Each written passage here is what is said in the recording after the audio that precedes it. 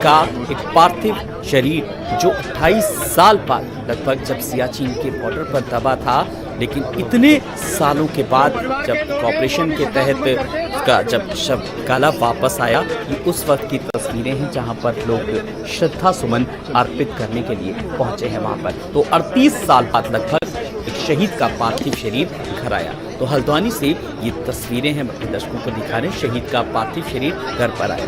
हालांकि 15 अगस्त से पहले जब ये खबर आई, परिजनों से बात की गई, परिजनों ने भी कहा कि आखिर जब उनका अंतिम संस्कार उनका कर दिया गया था, 4 साल बाद पता चला जब खबर आई, लेकिन वो नहीं रहे इसके चलते। लेकिन अब जब एक ऑपरेशन के तहत जो सैनिक थे, जिनके जो शव थे जो दबे हुए थे, वो अंदाज़ा लगाया जा सकता है कि 38 साल बाद जब वो शव वापस आया, तो शहीद का पार्थिव शरीर 38 साल बाद आया अपने आप में।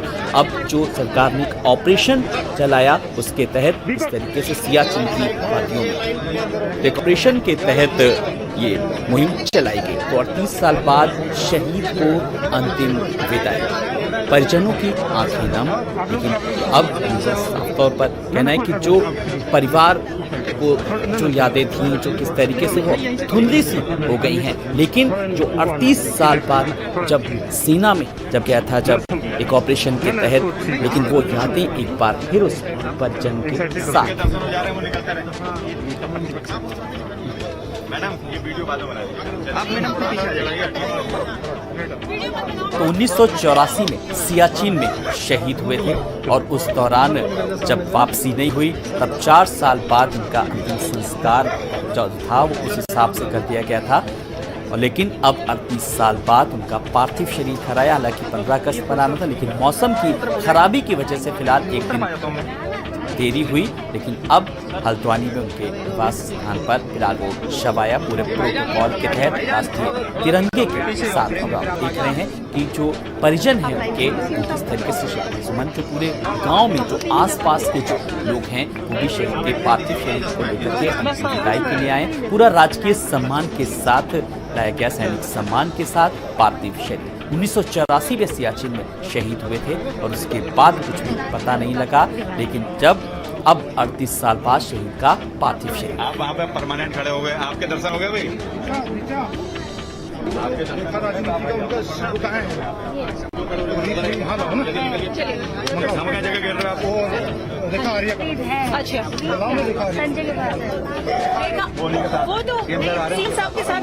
तो तमाम सेना के अधिकारी भी मौके पर मौजूद हैं और फिलहाल अंतिम विदाई के लिए और श्रद्धांजलि दी जा रही है। तिरंगे में लिपटा शरीर और फोटो पर माल्यार्पित कर, और हर कोई शख्स की आंखें नम हैं। वही जो याद है, परिजन भी उस दृश्य को याद कर रहे हैं, उस मंजर को जब 38 साल पहले जब शहीद था, जब एक बॉर्डर पर गया था और उसके बाद वापस नहीं आया, लेकिन सिर्फ यादें जुड़ी थी और पता लगा दूर से जानकारी मिली जब वापस बहुत साल इंतजार। सोचिए 38 साल का इंतजार, एक उस परिवार का जिसने वो दंश झेला और वो दर्द महसूस किया, लेकिन 38 साल बाद शहीद को अंतिम विदाई।